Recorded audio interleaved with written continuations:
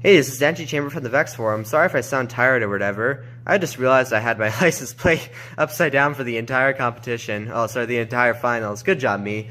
It's dark outside, late at night. I have a light here so you can see better. I'm going to try to not swear at all for this. This is my fifth take without swearing. For the Vex Forum, because apparently you can't do that on the Vex Forum because it sucks. Yeah, let's start with the mobile goal transmission. I'm doing a mobile goal transmission, obviously. It's 84 tooth gears with 12 tooth gears, and I'm using turbo motors, 4 of them on the transmission and then 2 of them on the drive. If you want to know about how these work, you should definitely check out either one of my older videos on these. I believe in one of them I explain how it works, or head to the Vex Forum and look up stuff and try to find this post. I forgot who made it. I think it was like Technic3K or something. He made a really good forum post that compiles pretty much all of my videos and everyone's videos about how these work, how they've made them, how to make your own, the risks and benefits of using them, and just overall talking a lot about them. So if you have any confusion about them or if you want to know more about them, check out that forum post. Yeah. So those go into these 3.25-inch wheels, which I've mounted on the bottom of my robot with pillow bearings, which if you do that, it will make it a lot easier to go over the starting bar / 10-point zone bar, because there's actually a lot more distance between the wheels and the bottom of your robot, so that way it can actually go over it much easier. That didn't make much sense, but that's how it works. And speaking of which, my chassis, do not do what I did if you're going to have a double reverse 4-bar. Just don't make it 25 wide. You can copy everything else, just don't make it 25 wide. It will make your life so much more difficult. Try not to swear here. Because if you're going to be building a double reverse 4-bar at the top of it, you're going to be having a lot of trouble trying to make it stack. Because even though I used a lot of advanced building techniques, including using discontinued parts like these nut bar thingies, using techniques which I think I'm the first to use maybe, where you like shave down a thing, an L channel, so actually run inside of another thing. You can see there's actually no space in between there. I was not able to make it work as well as I wanted to, and after 5 cones it starts knocking the cones off, so I'm sometimes able to get 6. 7 is not really feasible, and anything after 7 is completely impossible because it'll just knock the cones off, even though I've added guide rails on the inside here. And if I make it any wider on the inside here, it'll actually knock on the inside of these because there's just not enough space because I made it 25 wide because I'm an idiot. Speaking of lifts, this is my lift. It is right now only controlled by PID on one side. I found it's not necessary for my lift to have it on both sides. You can see this one's not chained up. And that's because if I try to tilt it over like this, it self-corrects because it's not very wide at all. But if you're having a lift that is any wider than this, definitely have PID running on both sides of your lift, or anything really, that will stabilize your lift, so if it starts tilting over, it'll correct itself. I've seen many competitions, many teams at many competitions where they're just lifts just don't work and they can't stack or do anything with a robot that would normally be able to do that because their lifts are constantly falling over and not staying upright. And it's a very easy fix to do. You just need to add things that detect the position of the lift on both sides and have it regulate itself so it won't tip itself.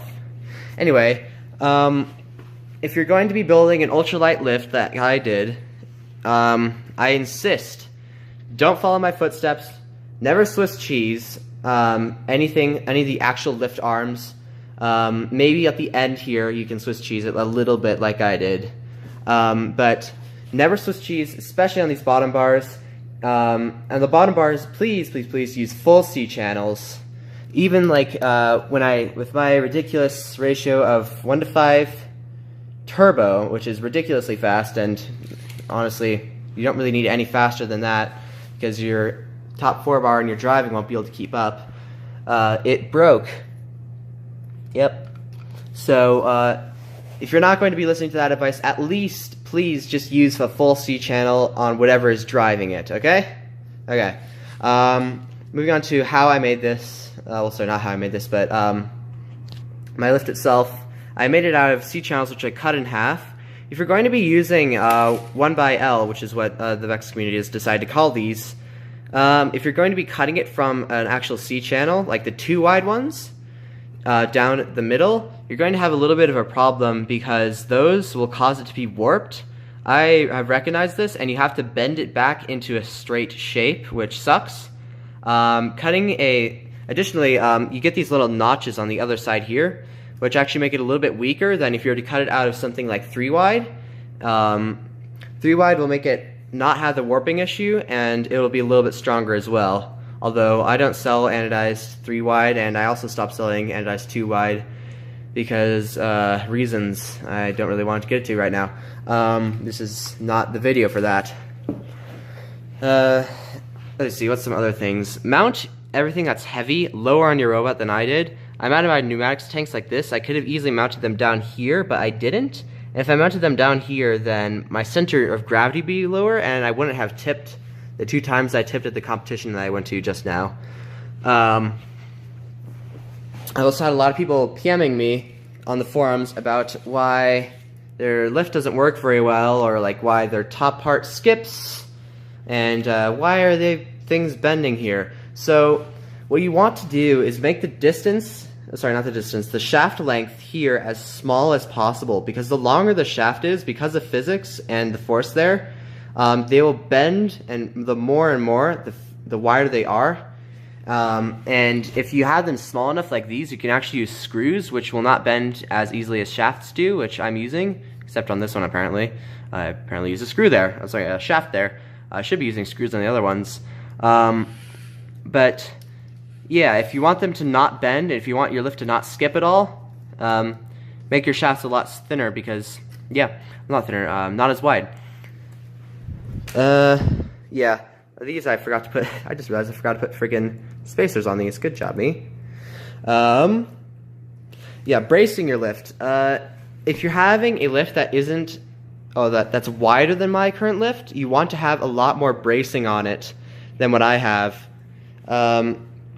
Mine, since it's so not wide, that's not the right word, since it's so thin, it doesn't need that much bracing. I only need these 2 bars here. But if you're having something wider than this, definitely use a lot more bracing. And another note is that if you're going to be using bracing and spamming it a lot, adding a brace between here and here, unless if you have a lot of rubber band force, doesn't do anything. There's literally no reason to do it unless you have rubber bands on that pair, and if they're enough to bend it, or if you're having problems with this not sharing the load properly, there's no reason to do it. Let's see, what else? Oh yeah, top 4 bar and intake. So the top 4 bar, I have it pneumatic, and the reason why I decided to choose pneumatic is for 2 main reasons. The first reason is because if you're using pneumatics, you actually have more power to use on the rest of your robot, because you won't be using as much motor power, because all the motor power that isn't being used from the 2 motors that you don't have can be used for anything else. So you'll be running faster for longer. Harder, better, faster, stronger. And secondly, it's because it's just faster, because there's nothing faster than pneumatics. Pneumatics are faster than motors, there's no way around it. For the 2 motors you have, if you're having 2 pistons, then they will be faster with rubber band return. I probably could have Swiss cheesed this. I decided not to because I didn't want that to break at all, because it does slam down and do stuff a lot. About passive intakes. If you're going to be doing something like I did, definitely credit your robot, because I'm having a lot of people refer to my intake, well, this intake specifically, as my intake. I actually just copied 7700R's intake. But if you are going to be shamefully copying other people like I do sometimes, try to make at least a little bit of a modification and make it better, and then share it if it's public. If you got these leaks by yourself, don't share it. But this, you want to, if you're going to be building a 7700R intake, something I noticed is that if you're going to, especially if you're using a pneumatic outtake or intake thing here, you want to make this part as thin as possible. Well, not as thin as possible, but a lot thinner than what they did.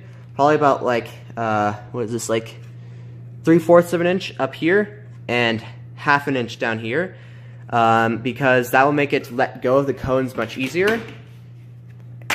And having as little force as needed to let go of the cones is essential for having a pneumatic, well, when you have a pneumatic 4-bar at the top, because the more force it takes, the more air you're going to be using, and more air being used means that you get less cones you can stack in total.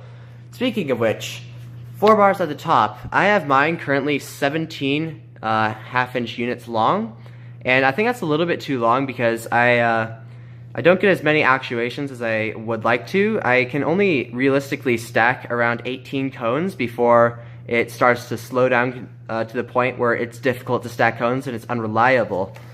And that's simply because of the fact that the longer this is, the harder the piston has to push for the same amount of motion for this, for the end of the thing or whatever.